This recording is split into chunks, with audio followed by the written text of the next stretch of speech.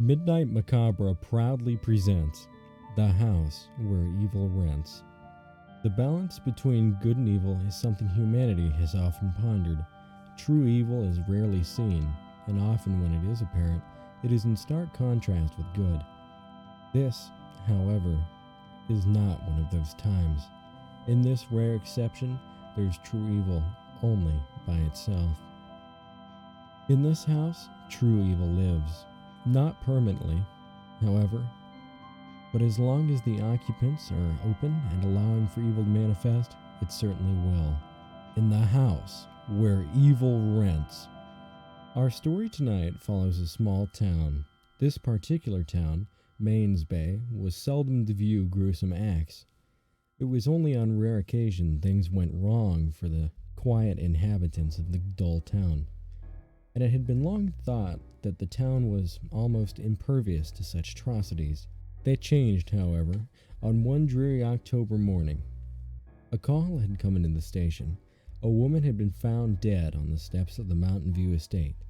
The estate and its occupants were old souls and packed with rotten intentions, closeted skeletons, and a lot of cobwebs. The new blood on the scene, the transfer detective and their senior officer arrived at the ominous building. The two officers arrived on scene and scanned the perimeter. The giant slopes of the architectural accomplishment seemed to cast haunting images in the dark. The clouds swirling overhead, the light that just happened to come through the windows, and the rain that was starting to foreshadow its downfall. It all worked together to create a sense of hostility. That there was a figure standing over another. It was obvious the one on the ground was deceased by the way their head was resting. It seemed the figure standing up, though, was poking at the body with their finger. Their index finger, to be exact. Hey, you there. Stop. We're with the PD. What the hell do you think you're doing to that body? Assessing the body for wounds, you nitwit. I am Dr. Michael Burrows, but you can call me Doctor. You should have heard of me. I am quite famous. The body is pale, obviously drained of blood. There's no evidence of blood being spilled on the scene, but there are very obvious signs of stabbing with what could only be a large knife, judged by the way that it cuts in, and it's so deep that it is nearly entirely separated from the body. It appears this woman has been attacked by some sort of creature. But look, they obviously have. Vampire bites. I know. Preposterous. But it is the modern era. Kids are always doing childish gambits of child things that children do as children. You know, as children are apt to want to do when they feel these childlike urges of theirs. You're joking. Let me see some identification. The officer is cut off by the door as it swings open.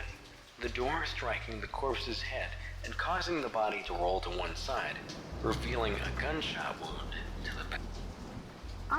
Officers, what seems to be the problem? Oh, the heavens! Charles, dear, there's a horribly ugly vagrant asleep on the stairs. Ma'am, are you the owner of this estate? Are you the one who called? Oh, yes, I own it.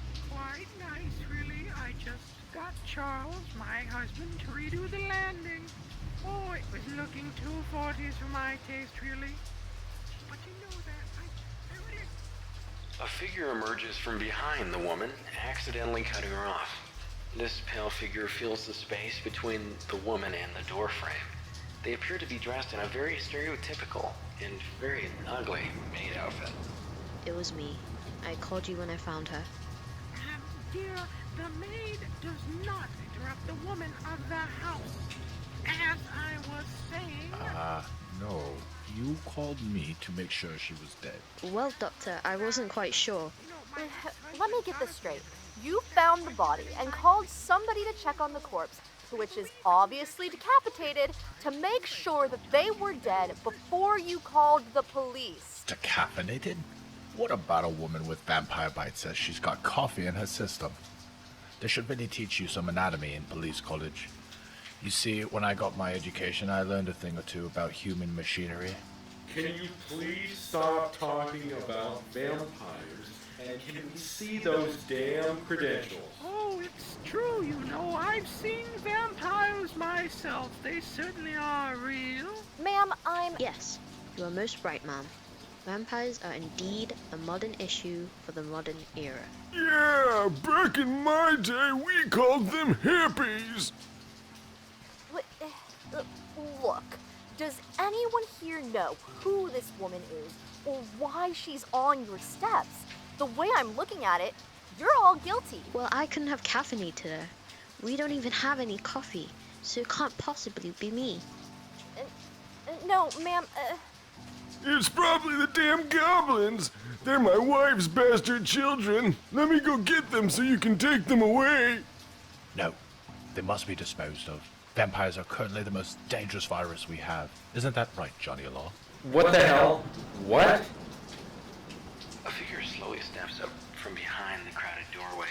The figure's pale, much younger than those ahead of them. It seems, though, that they're dressed way too young for how they're presenting. Hey, Mom, Dad, worker. What are you, doing in the entrance? Whatever. I totally need some cash to get, more black lipstick. There's one of the bastards now! Go for the legs!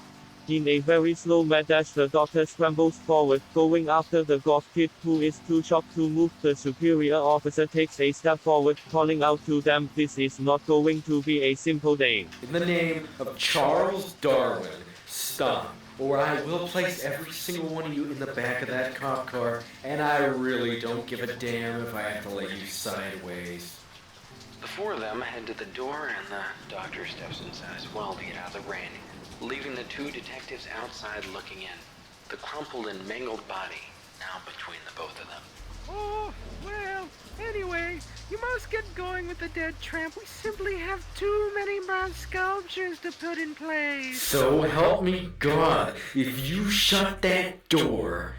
They begin to close the door, only being stopped by the officer leaping forward and throwing his hand out to stop them. After scrambling inside and pushing them out of the way, the second officer begins to follow them. Suddenly, gravel is spun as a car rolls into the driveway, speeding. The headlights cast onto them and cause all of them to slowly turn and look. They see a figure inside who quickly exits, tucking a notebook under his arm. He puts out the cigarette under his foot as the rain begins to beat down on him. He shuts his car door and heads towards them. After glancing at the body and giving it an odd smile, he turns up to them, grinning. It's obvious this man is cocky from the way he's looking. I'm sure you've all heard of me. My name doesn't really matter, but I'm very good. I'm a very good author, and as soon as I heard there was something exciting going, I had to come out and see for myself and take notes for you guys. There's always minutes taken at a crime scene. What? Who? What minutes? Minutes at a crime scene? Who are you?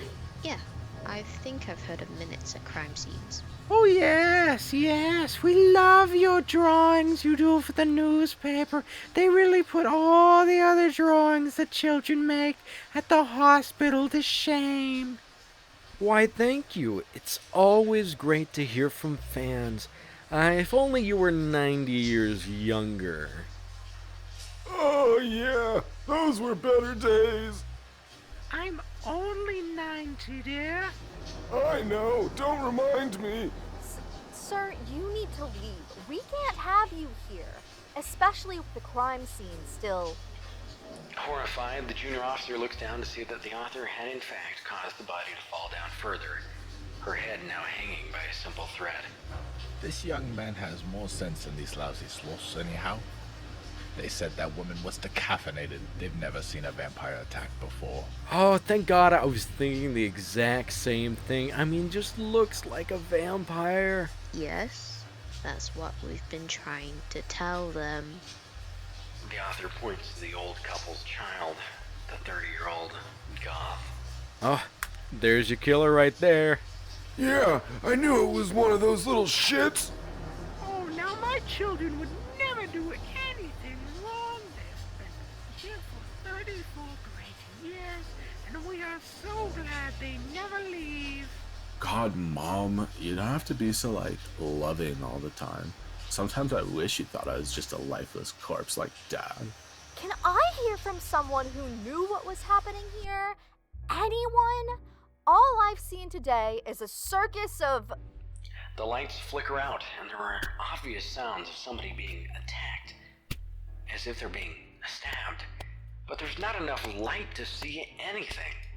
When they come back on, the superior officer is now dead. There's a figure climbing out the back window wearing a pinstripe uniform, though at first no one sees him. In horror, the group all screams and immediately begins to surge onto the goth child, with the exception of the rookie, who is too shocked to even breathe for a moment before they spy the intruder and quickly call out to them. Wait! You there, in the window! Stop! They yell out, facing towards the man, and the figure in the window immediately stops. After sliding back inside, they slowly stand up and quickly turn to face them. They're wearing a white pinstripe suit with little red splatterings across the front. The officer raises their gun, ready to fire. Who are you? Don't be rude to the milkman, my dear. He was coming to leave some milk for us. He's a kind soul. Don't shoot the poor guy. The gall of some of these so-called agents of the law. Going to shoot a poor titty salesman? What are you talking about? He's covered in blood. No, you see, you got it all wrong. I was working at the butcher's and came by to drop off some milk. Nothing to see here at all. I am simply on, how you say, delivery run. Where's the milk then? The milk? Oh, yes, I left in my truck. Anyways, I simply must be going. I have more of the milk to deposit. The milkman slides back through the window and proceeds to leave. The sound of the vehicle is never heard. Oh, that lovable milkman is such a nice fella. Really reminds me of myself back in 1784. He always forgets the milk, but you know those European types always forgetting things. Anyway, if you would please remove the ghastly body from the hole, it really dampens the atmosphere. You know, atmosphere is what makes a home a home. I am going to... As images race through their mind, the officer stumbles through the door and nearly trips over the body on the stairs as they approach their cop car, going to call for reinforcements. This is unlike anything they'd have been trained for. It is obvious they won't get any help if they don't call. As they arrive to the vehicle and slide inside the driver's seat, they reach over the radio, only to realize it has been removed. They quickly look outside and begin to stand up. Feeling somebody out of their peripheral approach them, they quickly turn and face them. Man, it's all these small-town cops that think they know everything. Say, let's move the body out the back. Never know when they'll try and pin it on you. They're bad for that. They'll probably do it to each and every single one of us. Good idea. Back in the day, they'd always toss the bodies in through the bar windows and say the bar killed them. That happened to me. Now, please stop reminiscing about the mob and help the nice man move the body. You will help him, won't you, dear? Oh, no. I'd be a damned fool to use my bare hands to move it. I'm too busy making elaborate notes of this whole affair. They'll blow your mind with the detail and just everything I've been able to capture here. I'm just that great. It's gotta be the maid. She sounds like she's really good at moving things. You say you're taking notes, but I don't think I've ever seen your work. Well, except for those drawings in the children's column, so let's have a look of your prestigious work. No. I don't want you to see what I'm working on. It's not finished. It's like a nice Roman sculpture or a really great book. You're not supposed to see it halfway through. It ruins it. You know, it's kind of like Bob Ross. There's nothing here, and then I just add everything. I mean, I am kind of a writer that never learned how to write or read. So, but you can say I'm still kind of an artist, really. I'm more of an artist. The maid crosses the room, quickly swiping the pad of paper from him and looking at what he has been truly working on. There have only been drawings of frantic circles, swirling and surrounding stick figures. There's two types of stick figures, a standard and a female stick figure with obscenely large breasts. Okay, it's new age writing. It's high class. You probably won't get it. It's too highbrow for a simple cleaner like you. Really?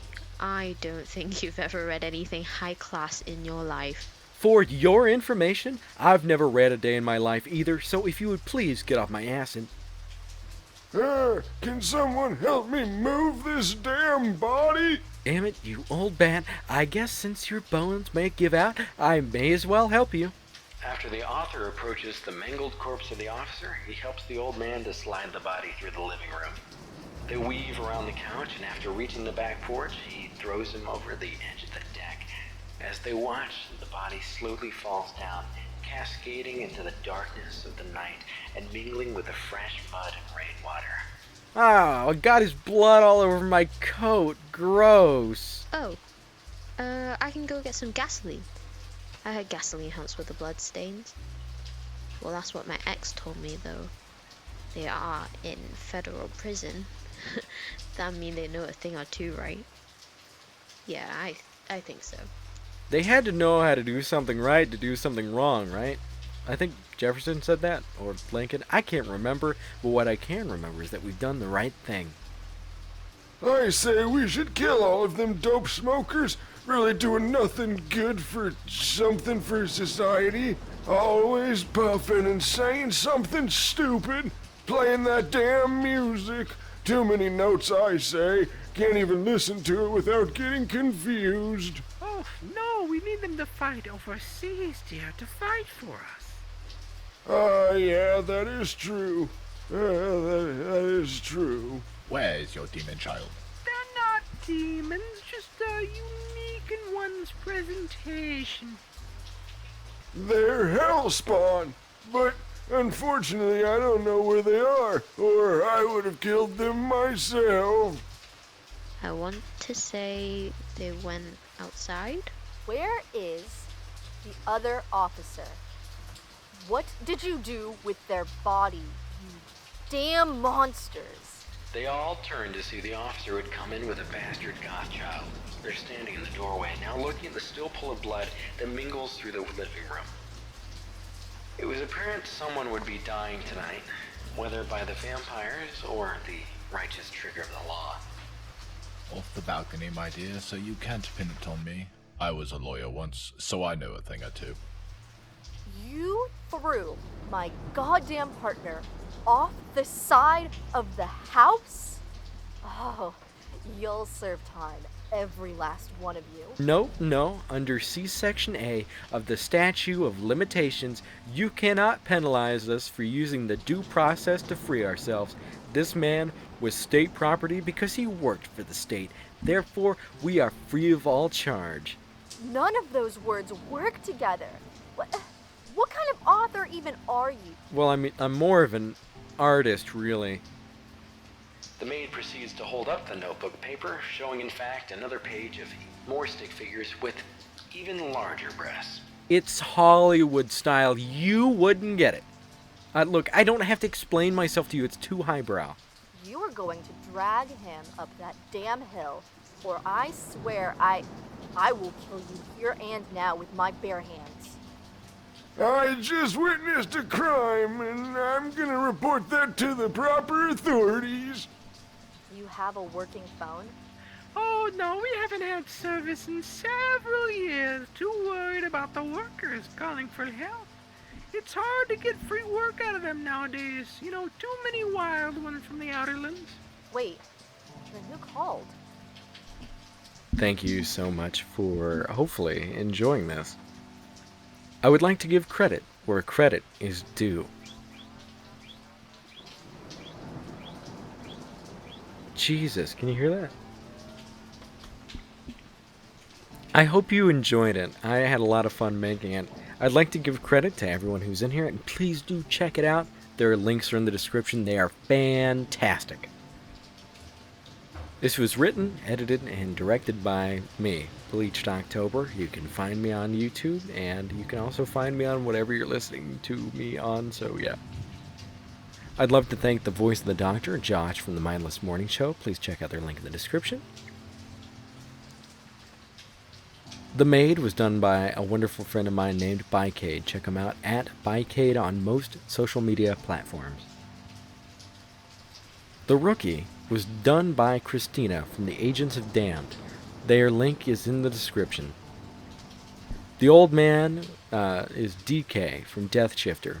Very good voice. I really liked what he did, and everything was just great. Check them out in the description. They got a good show. The edgy gothic kind of fake emo was done by Andrew, who also did The Milkman. He's also from Death Shifter. Check their link out in the description. As for everyone else, in the last minutes, I had to record those, so I tried really hard. Please do put up with my old woman voice. I thought it was funny. I thought the voices were funny. But yeah, please check out all of my friends in the description, and please rate this video. If it's on a rating platform, subscribe, like. Let me know you like this, and join my Discord on YouTube if you want to be directly involved in the next episode. Maybe get some sneak peeks. But